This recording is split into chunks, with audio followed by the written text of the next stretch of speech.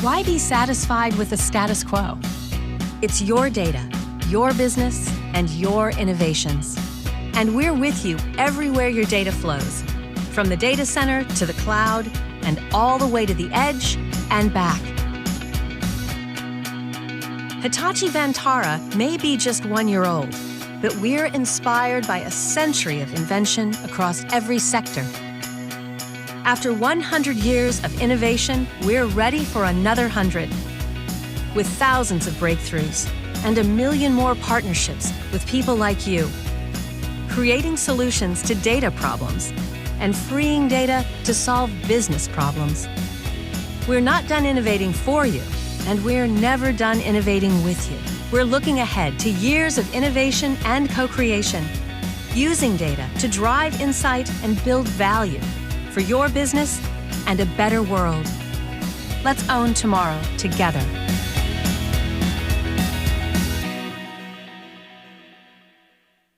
Good morning. Please welcome back Chief Information Officer, Hitachi Vantara, Renee McCaskill. Good morning, day 2, Data Innovators. Welcome back. And I'm going to shout especially loud for all of you that were out way too late at the gas lamp district last night. I see a few more empty seats, so all of you trickling in back there, getting your second cup of coffee, get your butts in here. Come on, let's go. All right, day 2, so welcome back, and I'm excited to be back here today. I had some great conversations with my colleagues yesterday at lunch, at dinner, yes, and even on those crazy little scooters. Great stories. Companies digging into their data, showing innovative business results. Takeaway from me yesterday, just sharing my one little quote that I wrote down. The data explosion clarifies the role of intuition and judgment. Malcolm. It means we all have jobs. Robots are not going to take over the world because we actually have to use intuition and judgment still in our daily lives. That's an awesome piece of news for me. Also, Transformation Award winners, thank you all. Congratulations. We get to hear more about them today. Again, outcomes that are amazing. Nets, safe, secure, and fast way to pay here in the patterns of the veins in your finger. State of Andhra Pradesh, amazing central operating area that brings together all the data so that they can dispatch ambulances using real-time traffic data to get through that amazing traffic that they have in India. And anybody that hasn't been there, it's a thing to behold. And if you can get an ambulance through that in the most efficient way possible to save a life or help someone, that's a pretty amazing story. And then NASA. Protecting our data by providing permanent but globally accessible access to our International Space Station digital imagery. That's pretty cool. All data-based, driven innovation for outcomes that matter. All right, let's get started. We'll hear more about a lot of that today. Well, the one thing that you may or may not be aware of, while you were at your breakout sessions and the showcase and all this, we had a whole lot of other things going on. Vantara has a lot to celebrate, our 1-year birthday today. So happy birthday to us, everybody. I know you heard a lot about this yesterday, but in case you missed it, we did a whole bunch of other stuff. More than 1,000 new customers were added. We added amazing top talent of over 1,400 employees, either new or expanded roles. And you heard some of those leaders speak yesterday. You're going to hear more of them speak today. We are acquiring a company by the name of RainCloud to help you accelerate and secure the enterprise cloud adoption no matter where it is in the hybrid cloud world. Again, you'll hear more about that today. We also are cultivating an impressive ecosystem of partners. Cognizant is one of those that, again, you'll be hearing from later today. And lastly, we're investing significantly across the portfolio. 20 new or enhanced products that, again, one of our speakers is going to be up here to tell you about later this morning. Intelligence, data governance to data-driven insights.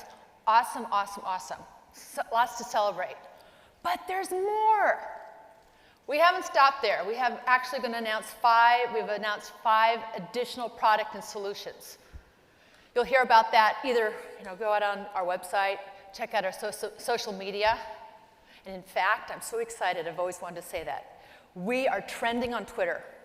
That's so cool. Yay! I mean, I feel like Jimmy Fallon on Saturday, on the Tonight Show. We are trending on Twitter.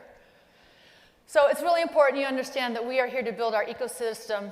Momentum is growing for all of you as our customers and partners.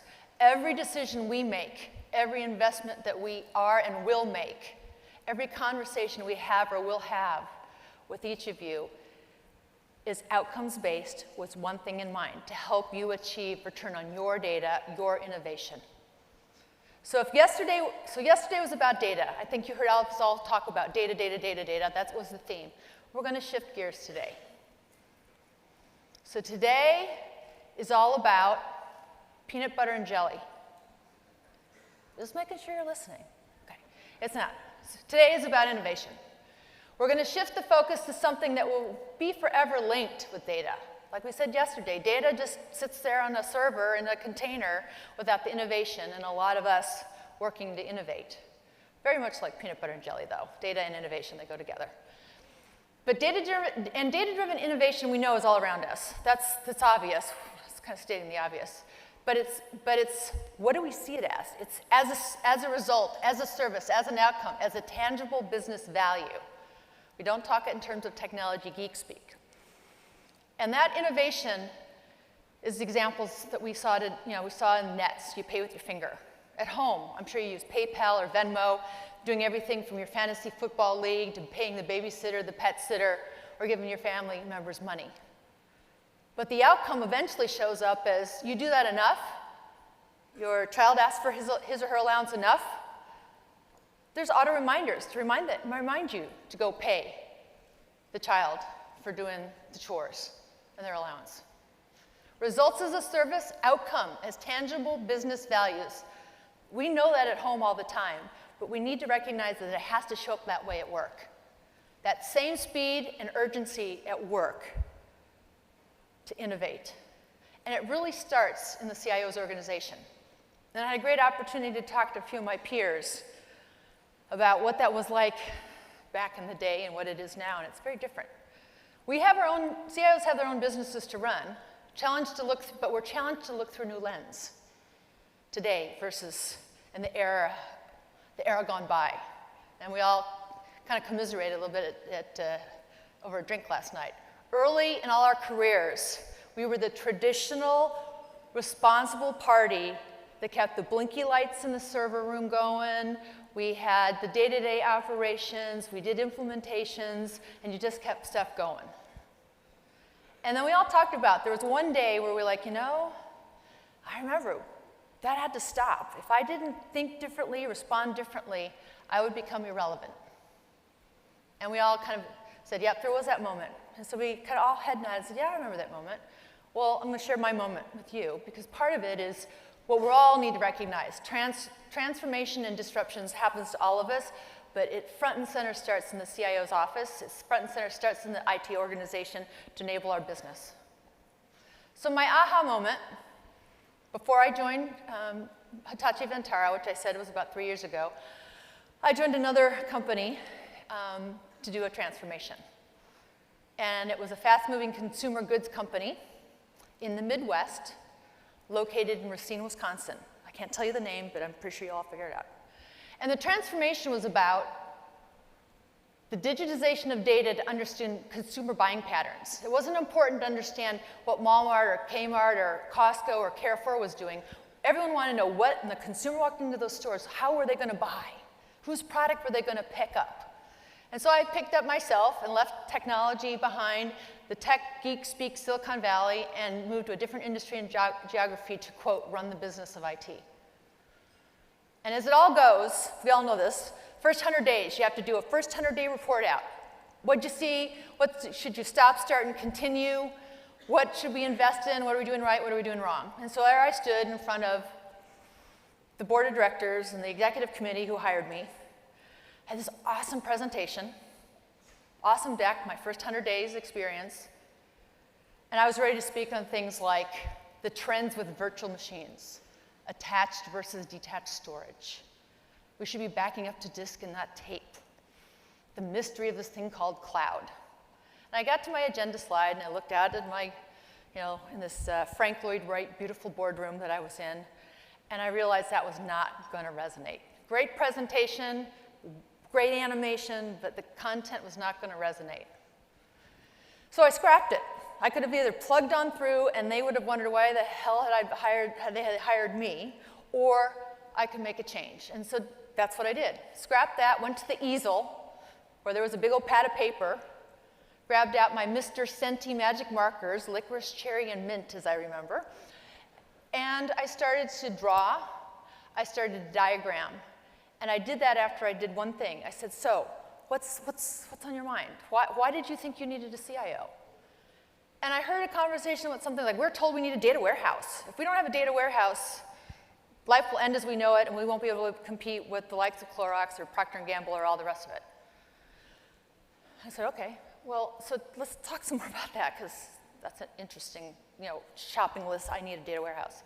And then really what it was is they wanted to have a better understanding of improving both the efficacy of their products and sell better.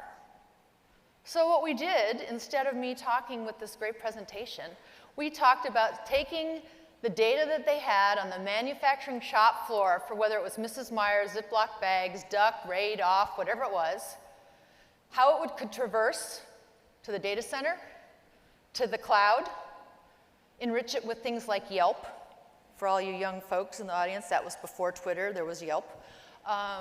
Enrich it with that, or enrich it with health map data about where the next dengue fever outbreak was going to be or is predicted to be, so we could make better product selling, better product marketing, better product predictions, and improve the products.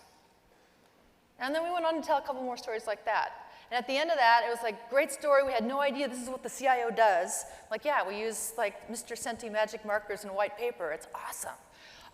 But what it really meant was that it was a foreshadow of really the conversations CIOs need to have going forward. Not just in places like Racine, Wisconsin, not just in Silicon Valley, but everywhere. So my aha moment. What is really the punchline there? We know technology velocity is changing, ever increasing. Boundaries and silos are breaking down. You heard that from Brian yesterday. Business and IT, technology speak is ubiquitous, but it still has to be outcomes-driven, outcomes-based. We also talk about the crumbling walls of the traditional data center. Same thing. There's not a place you go. The data's everywhere. And it's time for the Chief Information Officer role to become the Chief Innovation Officer. And it's a really important point for all of you in the room. Those who are looking to the CIOs, or those that are CIOs in this room, the stereotype either has to be smashed by you, or you will be smashed by it. Be disrupted or disrupt. Those are your options. So the stereotype of a CIO in the C-suite, technology forward, back office first, process heavy bureaucrat with little business skills and acumen and little business acumen and not enough budget, that has to go away. It doesn't exist anymore. And over a few drinks last night, a group of us agreed, if it does exist, here is what's going to happen.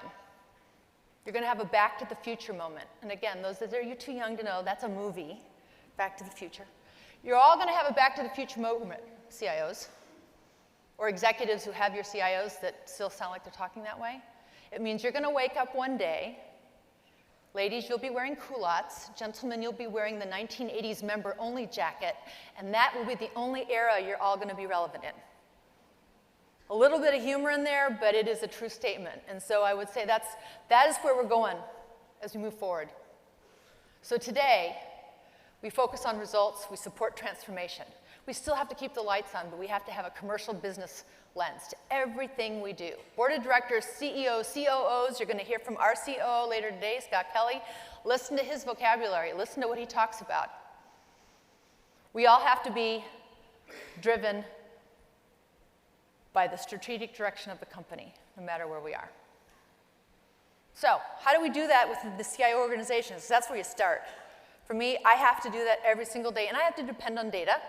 I want to depend on data for what I do to transform my organizations. We have to think about not what we do. It's no longer what do I do every day, and more importantly, your people. Because we talked about people as our most valuable asset. We don't want them to think about what do I do every day, crimp cables, rack stack servers.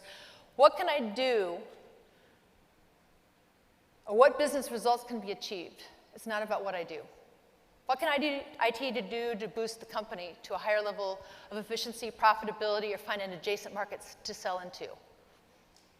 What can we do to help customers not only address those specific problems or challenges, but eliminate them, or even better, predict them before they happen to make it even a better customer experience? We're all in this together. It's an ecosystem, it's a partnership, it's a community, as we talked about yesterday.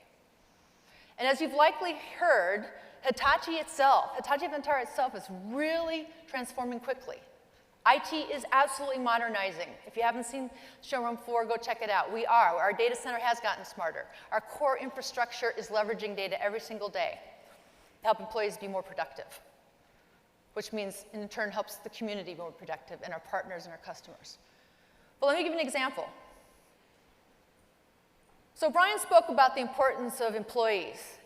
And in this very scarce technology hiring market, you gotta think different as a CIO, as tech executives. Where can I find new employees? Where's a new area to go look for new employees? Well, leverage your data. So introducing Hitachi Vantara's newest employee, her name's Anna. Hey, Anna. Anna's our chatbot. She joined us about 5 months ago, actually created about 5 months ago. And she's here to really help us on the service desk, interact with our employees. But she's also here to get smarter every day on some of the most redundant things that we do at our company that I know we all have. It was conceived by a group of people in our enterprise and data analytics team. And that's important. They made time in their day not to just stare at the data, not just to collect the data, not create visualizations of pie charts and bars charts and whatever reports that the company needed. They're like, we're looking at this data, let's do something with it. So Anna is now part of our core team that's on the service desk. She leverages also the ecosystem that we talk about. Yes, it's built and powered by Pentaho for analytics, but it's also used in other technologies, our partner at Google, the AI platform, AWS machine learning, and then we leverage Amazon Lex. And you all know Amazon Lex, that's how Alexa is so smart at home. Anna continues to get smarter daily, hour by hour. Every time we talk to Anna, she gets smarter. The power of data. And at some point, you get frustrated with Anna, like, Anna, open a ticket for me. And so the ticket gets opened. This week, we're looking forward to Anna having some more features. Again, weekly, this outcome to us, based on data, gets our employees back to work. 10,000 employees around the globe, it's great. We've just shifted our entire organization IT left. Left means we shifted some of the easiest stuff to Anna, and then my team gets to think about that more intuitive and judgment-oriented decision making. So what's coming from Anna, for example? Multiple languages. One of the things that I hate more than anything, finding a frickin' conference room that's empty and reserving it at the last minute. How hard is that? Shouldn't be that hard. Well, Anna makes it really easy because she figures that stuff out, and I want nothing to do with it. And in the future, it's not just IT, it's HR, it's finance, it's all the other parts that are data-driven in our organization. And all of you have, again, that same power. So we welcome Anna and look forward to seeing the Annas in all of your worlds as well. So, your data, your innovation for business outcomes, and here is your day 2 lineup. It's all about outcomes and driving business results, leveraging your innovation.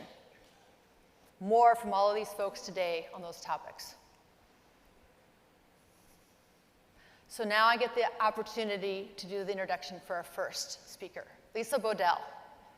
So when she's not writing award-winning books, Lisa is the CEO of FutureThink, helps many senior leaders around the world ignite innovation. But the part I love about Lisa, she keeps it simple. She keeps things simple. Don't panic. Don't panic.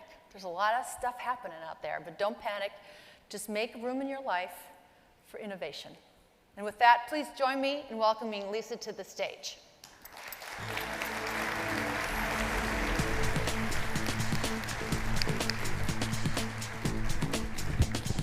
Hey, you're welcome. Thank you. Thank you. Okay, good morning, everyone. Thank you for having me. I know many of you have traveled from far away, so good morning, bonjour, buenos dias, good morgen, ohayou gozaimasu.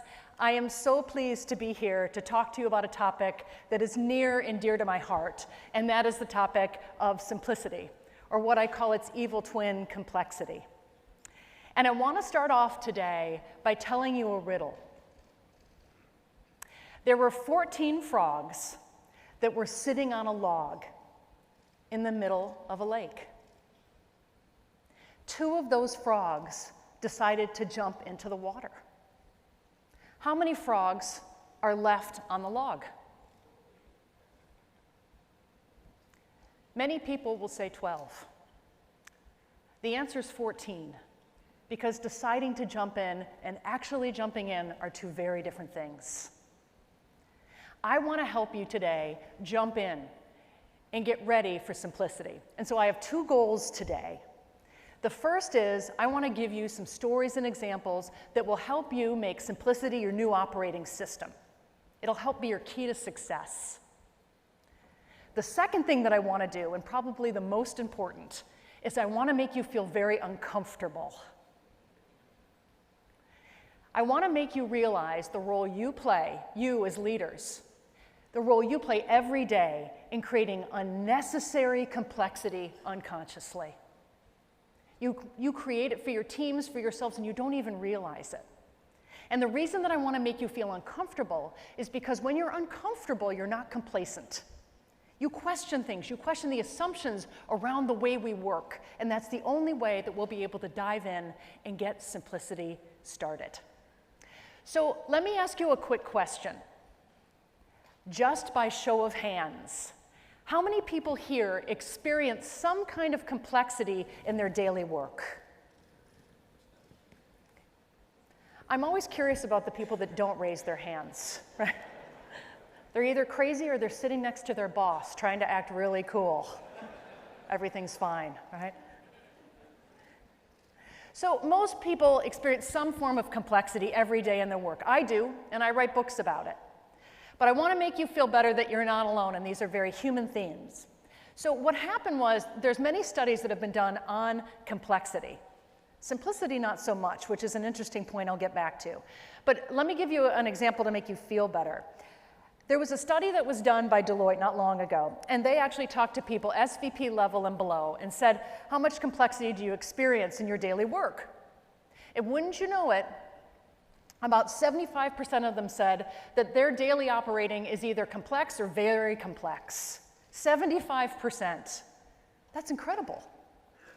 And if you think that's happening on a daily basis, it's not just on an individual level, it's on an organizational level. And this won't surprise you. Since the 1950s, we have measured 6 times the amount of metrics. And that's because, obviously, data, technology, the availability and opportunity to use that data. That means if you used to measure 10 metrics, now you measure 60. I would argue that just because you can doesn't always mean you should. The second thing is the amount of governance structures and bodies and committees that we put in place to help us manage things like data and innovation. And that's increased from 50 to 350%. The more regulated you are, the higher you are up on that scale. What does this mean? Here's what I want you to think about. I believe that complexity is destroying our companies, literally. It is destroying how we work. Another study that happened from SAP, which was really interesting to me, was about complexity. And they interviewed CEOs around the world, over 10,000 of them, and they said, what is your #1 strategic concern in your organization? 70% of those CEOs said their #1 strategic concern was complexity, and it was only going to get worse. Now, why is that a problem? It's a drag on innovation, it's a drag on finance, but you know what it really is a problem? Complexity is the enemy of meaningful work. It holds us back from doing the things we were hired to do, from driving growth, from creating value, from being more innovative. You can't get there if you're being complex. You're drowning in the mundane work. You can't get to the meaningful stuff. So that's what we want to do. We want to change that. But what do we need to change? How do we start? So let's start with a simple question for everybody here. I want you to think about this. Here's the question. What do you spend your day doing? Just think about that. What do you spend your every day doing? Now shout out to me. What do you think that is? What do you spend your day doing? Meetings? Emails? Okay. That's interesting, meetings and emails. I never would have guessed that that was going to be your response. I'm always so interested in that. You know, I'll speak to about 100,000 people a year, and no matter the country, the company, the size of the organization, the level of people in the room, whether they're regulated or unregulated, what do you spend your day doing? And I'm there to talk about innovation. And the first two things out of everyone's mouth, meetings and emails. Now think about your hiring process. How many of you as leaders, when you interview someone, ask them about their meeting and email skills? Okay? Have you ever hired somebody because they give a really good meeting or they send amazing emails? No one does that, but that's where we spend our time. In fact, here's where most people spend their time. Here's another interesting statistic, and then we'll be done with this. Complexity is our operating system, and here's how I know that. So another survey that came out from Bain said, here's where most people spend their time, and see if this resonates with you and your culture. 45% of our time is spent in meetings. Does that feel about right? Maybe? Let me keep going. 23% of our time is spent emailing.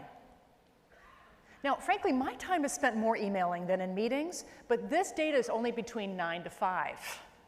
So, I think if that was after hours, that would change quite a bit. 18% of our time is spent doing unproductive work. That includes the time you spend, if you look at this data, walking to your next meeting. That counts. And then finally, 14% of your time is spent doing real work. That's 6.5 hours a week. I would fire my team if they told me, you know, this week, boss, on Thursday's the day until about 3 o'clock, we're going to get some work done. Today's our day. In fact, this is such a reality of how we spend our time, meetings and emails, that a major toy company here in the United States, Fisher-Price, is launching a brand new present for the holidays. I'm excited about it, and I'm going to get it for my kids. Right? I'm going to get two. Isn't that great? Yeah. It's soul crushing. In fact, as a writer, let me just read you the copy on the side of this. Now your kids can suffer just like you. Isn't that great? Just like you. We laugh because it's true. That's the funny thing. All the great jokes, all comics know this. The harder that people laugh at the punchline, the truer it is. You applauded, by the way, so that's amazing. So here's the bigger question. Not just what do you spend your day doing, but what about this? Why do we choose complexity? Why? Rather than telling you, let me show you. In a minute, on this screen, I am going to put up a number. I would like you to remember it, right? Catalog it in your mind, and be able to repeat it back to me. Are you ready? Are you ready? Okay, you guys are so intense, you're ready to go. I'll put it up for about 5 seconds. 1, 2, 3. Okay, who's got it? Anyone got it? Shout it out to me.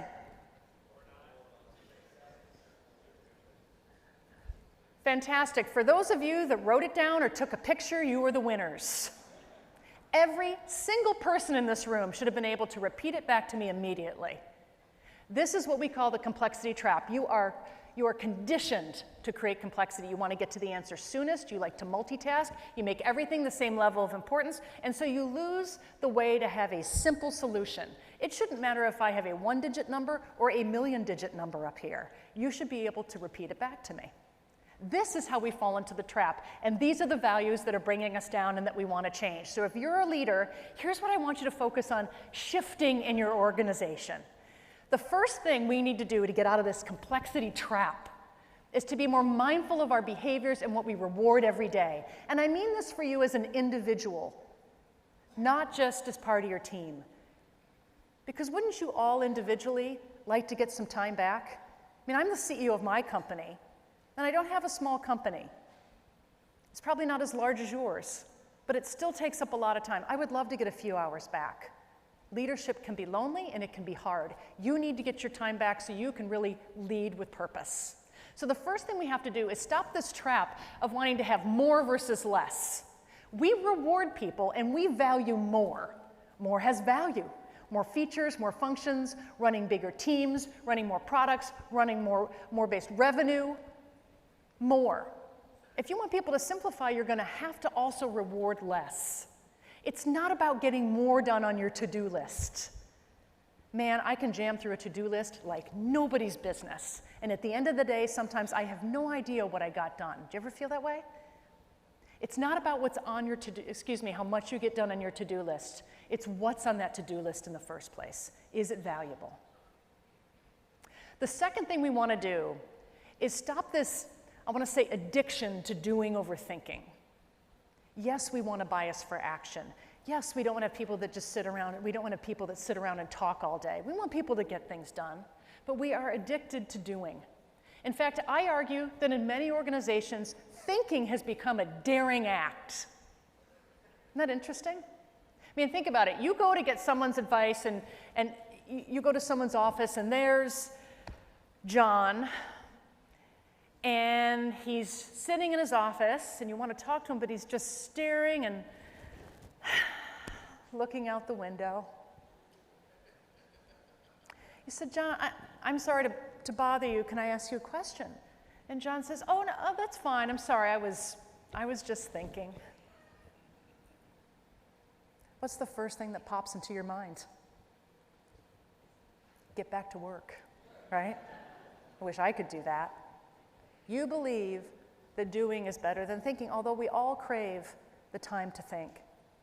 And I love to tell this story. I sit on an innovation board at 3M, and I love the people at 3M. I just think they are creating tomorrow today. They're the scientists. The geeks are my peeps. I love them. And I have to say, I was at one of these sessions. They're usually 2-day sessions, and we go up outside of Minneapolis, and we're in their innovation lab, and I love to talk to at the cocktails the night before. Typically, I like the cognitive, the neuroscientists, people that deal in behavioral science. And I was talking one night to one of their neuroscientists before this session was going to kick off, and we're having wine, and I mentioned to him that I thought thinking had become a daring act.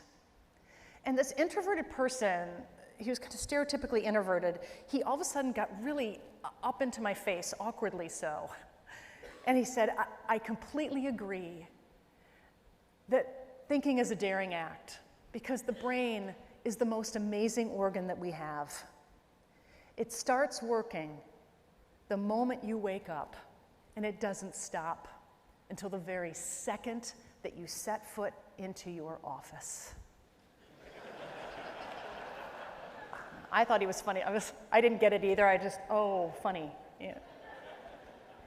And the last thing that we value in this complexity trap, besides this addiction to doing over thinking and wanting more versus less, is it's the result of this. It's the trap you fall into, which is all of a sudden we trade off the telescope for the microscope. And you, of all people, congratulations, are very guilty of this because you love data. You love it. You love it. You live for it. It's why you keep asking for more KPIs and more metrics and more reports, and it fits nicely on one sheet. It's 4-point text, but it's beautiful. And people don't use it because they don't have time and they're drowning in it. So if you want people to use it, sometimes less can be more. And the problem is because you don't have time to have the telescope because we're looking at the microscope, and the problem is it makes us focus internally, not externally, and that's what matters. Your job is to get people looking external, to use the data for things that matter outside. Your job is to reduce the friction, period. Your job is to get rid of the things that hold people back from getting things done. And if you want an interesting data point, I was just with one of the top pharmaceutical companies in the world. And I said, what's the deal? Why are you bringing me in to do all these killing complexity sessions? And they said, here's the data we looked at. When you look at their annual employee surveys, and we all have those. Some of them are great, some of them are complete BS. Because you don't ask the right questions. One of the top things that they ranked highest on was innovation. And they asked it in a way that, of course, if you tell people you're innovative, of course they're going to say, yeah, we're an innovative company. We create blockbuster drugs. So they ranked in the 80s on innovation. You know what they ranked the lowest on? Barely in the 60s? Ability to get things done. That to me is what I call the complexity gap. That's your potential. How can you rank 85 on innovation but 60 in ability to get things done? That doesn't match. So what that says is there's a group of people that have gotten a couple things done that everyone says, hey, we're innovative, but everyone else is drowning right here in meetings, in emails, and reports. And you know what? That's okay. But unfortunately, speed is greater than size now. It doesn't matter that you have a brand name. It doesn't matter that you're big. It doesn't matter that you have technology. So do other people. And the small companies, when the dimmer switch comes up, they're disrupting entire industries, and they come out of nowhere, or seemingly out of nowhere. And they hope that you stay looking internal and not external. And if you don't believe me, take a look at this slide. Here are billion-dollar companies that at most are less than 15 years old. Netflix now is 21, so in the United States it can drink, vote, and drive. They hope that you keep saying, hey, things are complex here, that's how we work. Why? Because simplicity is their operating system. Think about this. Uber makes it simple to get a car. Airbnb, simple to get a room. Dropbox, simple to get files. Kickstarter, simple to get funds. Netflix, simple to watch thousands of not so great movies, right? Simple. So this is the point in the presentation where you go, we got it, right? It's a problem. But I want you to recognize your role. Now what I want you to do is to think about two things. One, who's doing it well? And it's not just these smaller guys. And then how can you do it?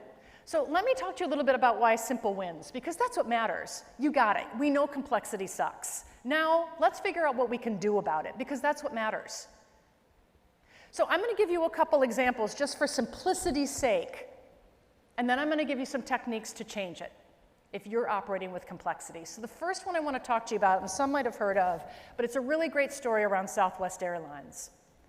And we know Southwest made a specific move doing one thing, not many small things, one thing in the 1970s. And they placed a bet, unlike their competitors like American, who had 14 different kinds of planes in their fleet, on one plane. The Boeing, the 737 jetliner. And they said, you know what, we're going to have one plane, and the reason why is we believe if we get the operations right, we'll be able to service customers better. And they were right. Think about that. If there's a storm and we can't get the other plane in, there's other planes there that they can slot in at the gate. If there's a mechanical problem, we only have one kind of parts that we have to store, and the mechanics know how to fix those planes quickly. If we have to swap crews, crews can be swapped in and out of planes quickly. They know how to fly them, of course, and service them. And the result of this, it was interesting when you hear from the head of operations was saying, this is one of the key reasons why the simplicity of our operations, that we've won the Triple Crown of Excellence more than any other airline. And the Triple Crown of Excellence is for things like less lost bags, on-time arrivals, and the least amount of customer complaints. External, because they figured it out internally. Let's do another one logistically.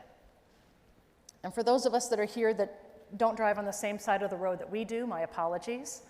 But I do want to talk about this company, UPS, right? The DHL competitor for many of you.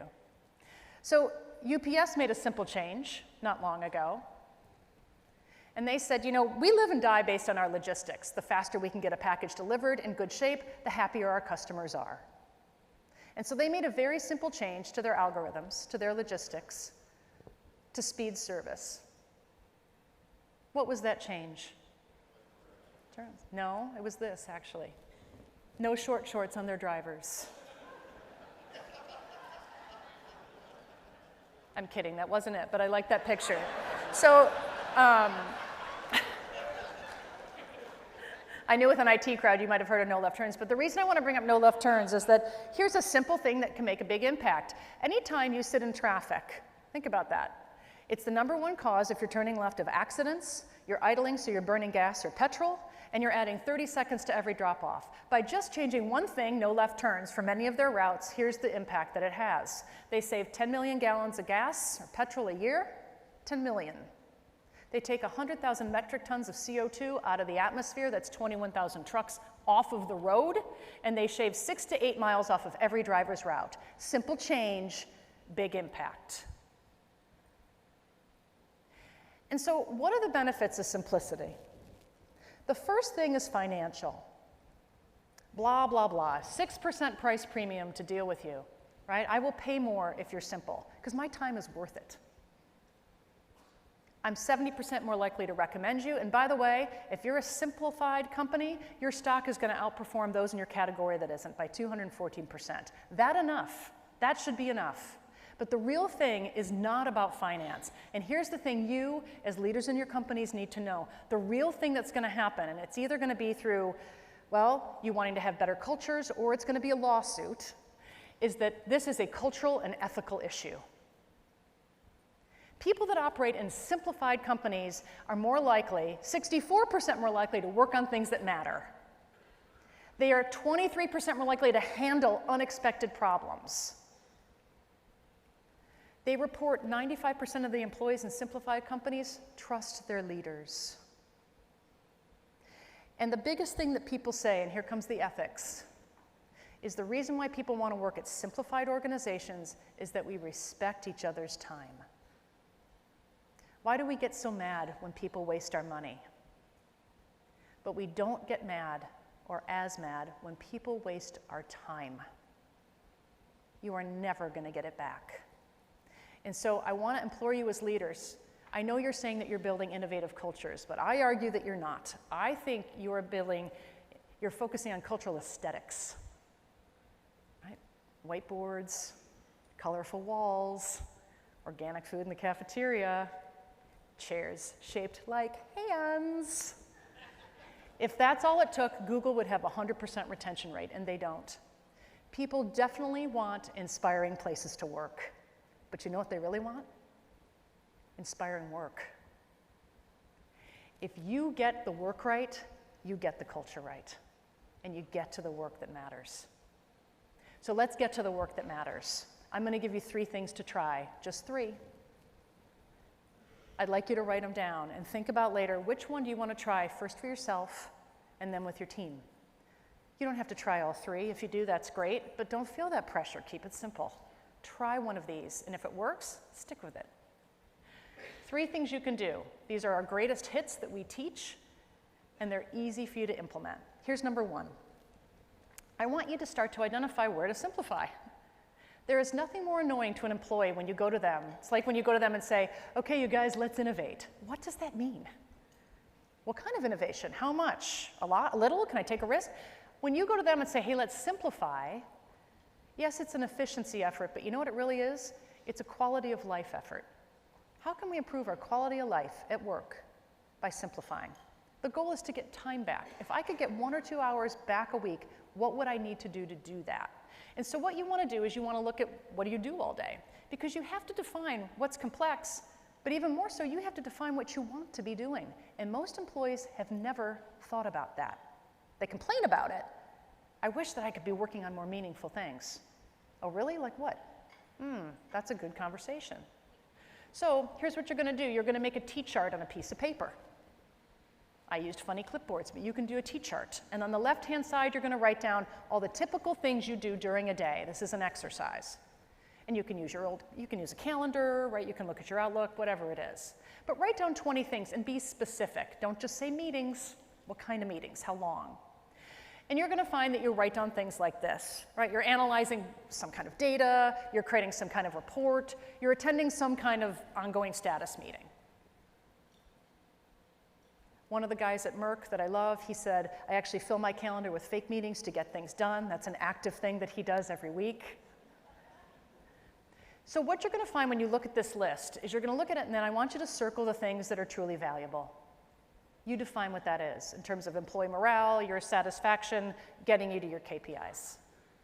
You're going to find that you don't circle many things. And so the question to you as a leader is, of course, why? If it's not circled, why are we doing them? And how can I get rid of them? And so, of course, then you want to move to the right-hand side and say, well, okay, if I get rid of stuff, what do I want to be doing? And these are things like meeting with innovative partners, meeting with customers, selling, exploring breakthrough business models, innovating. And what's interesting when you do this for you or with your team, the left-hand side is typically internal. The right-hand side is typically external. So how do you look at what needs to be simplified and what is meaningful or desirable work? That's number one. Here's number two. And this will be your favorite. This will be your rock star moment if you do this with your team. And this was one that I learned about when I was doing a project with a nuclear power plant in Duisburg, in Germany, just outside of Duisburg. And they had not such a great culture, and they were trying to tell me why, because I wanted to figure out what was dragging them down. And so this is one of the things I write about in my book. He said, I'll tell you the anecdote that exemplifies it best. So there was a scientist, and he had 10 monkeys in a cage. And he put a banana on top of the cage, and he let all the monkeys fight to get the banana. One of them got it, and he ate the banana. And the scientist then poured a jug of water on all the other monkeys left in the cage, and they were mad. The next day, he did the same thing. He put a banana on top of the cage. All the monkeys fought for the banana. One of them got it, and he poured water on all the other monkeys. They were screeching mad. By the end of the week, any monkey that went for that banana, all the other monkeys pulled him down. No one was getting the banana. So the scientist said, you know what? These guys are smart. I'm going to change this up. Every week now, I'm going to take an old monkey out and I'm going to put a new monkey in, and let's see what happens. So the next week on Monday, he takes an old monkey out, he puts a new monkey in, and what's the first thing that new monkey does? Goes for the banana. All the monkeys pull him back down. And by the end of the week, that monkey knows, don't go for the banana. And at the end of 10 weeks, there's 10 new monkeys in the cage. None of them try to get the banana, and none of them have any idea why.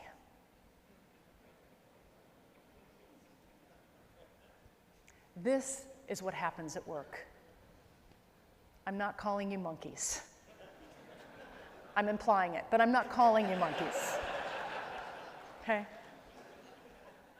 We don't question why there are rules in place. We assume that they've been there for a reason. Someone smart must have put them there. And you know what? There was a time for that rule, but maybe it has outlived its time. And that's why you're going to do an exercise called Kill a Stupid Rule. Your job is to take the stupid out of the organization. And by the way, this is a great exercise. When I do it with my team and I tell them to kill rules, you know whose rules they're always killing? My stupid rules. Remember, the key with simplicity is everyone thinks everyone else is the dummy, right? They're never your rules that they're killing. They're someone else's. So what you're going to do is get your team in a room and you're going to ask them, if you could kill or change any 2 rules at work, what would they be and why? And here's what's going to happen. They're going to come up with a lot of things that you didn't realize. Many of them are rules, many of them are not. They are annoyances. They are policies, they're procedures, they're cultural assumptions, they're the way that we work every day. They're meetings, they're emails, they're reports, they're who we can invite to meetings, they're who can make decisions. You will get a lot of quick wins immediately by doing a kill a stupid rule. How many people here would love to kill a stupid rule at work? This is a home run with your team. Here's the last one, and then we're out of time. I would like you to have your whole team become chief simplification officers. I work with a lot of organizations who actually have started internally. These are groups at Google, these are groups at Merck, simplification teams that are dedicated to having cut the crap committees, bureaucracy busting meetings, and they even have rotating chief simplification officers. If you want to become chief simplifier, you've got to start asking questions that get people thinking it's okay to simplify and constantly weed the garden to do it. Here are some questions to get you started. Here's the first one. If I had to eliminate 25% of what I do every day, what would I eliminate and why? I think you should be even more extreme. If I had to eliminate 50%, sometimes being extreme stretches people and they'll do a little bit more than you think. Number 2, what can I start saying no to right now? No. No, thank you. Number 3, if a new CEO started at our company tomorrow, what would she or he think we're immediately the biggest time sucks. You'd be embarrassed explaining why you do those things every day. And the final thing is this. What zombie meetings serve no purpose and should be stopped? Those meetings that go on forever, we haven't canceled them, we don't want to make the person feel bad, don't do those anymore. So these are things you can ask to get yourself started and become your own chief simplification officer. So here's what I'll leave you with. How are you going to get to the work that matters, to reduce the friction, to get your time back that you so desperately need every day? I would suggest that you start, frankly, by killing stupid rules. It's an easy one. You can kill stupid meetings. That's a great one. You cannot kill stupid people. That is a no-go. I cannot help you there. I hope if you try something, you'll let me know how it worked. I also hope if you tried something that didn't work, that you'll let me know, because I want to help you get to the work that matters. So with that, I'm out of time. I hope you'll write me, and I hope that you have a great conference. Thank you very much. Thank you. Please welcome Chief Solutions and Services Officer, Hitachi Vantara, Bobby Soni.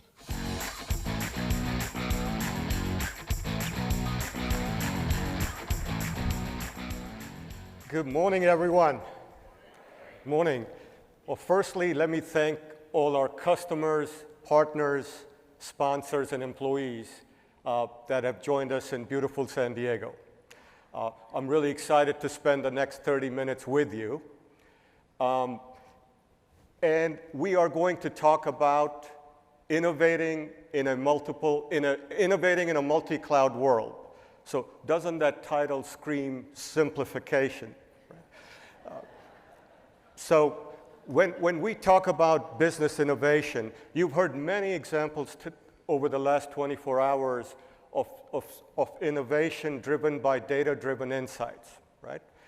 Now, innovation is all around us, right? So, and it hasn't been only in the last couple of years, right? How many people remember paying enough late fees on a Blockbuster VHS tape or RoboCop that you could have bought it 10 times over, right? You remember that? That was only about 20 years ago, right? But what is happening is the pace of innovation is accelerating dramatically. So when I think about innovation or transformation, we tend to equate digitization with transformation, right? In fact, transformation is a caterpillar to butterfly process, which is paved by digitization. So transformation is a business outcome, and digitization is a means to drive to that outcome. Right? So I just wanted to highlight some examples that some of you know quite well, but it illustrates what business innovation is all about. Right? So when you look at Alibaba.com, one of the largest, if not the largest, e-retailer in the world, what they did was they simply brought together buyers and sellers across the world. And they did that in a very interesting fashion. They did that without needing to own the inventory.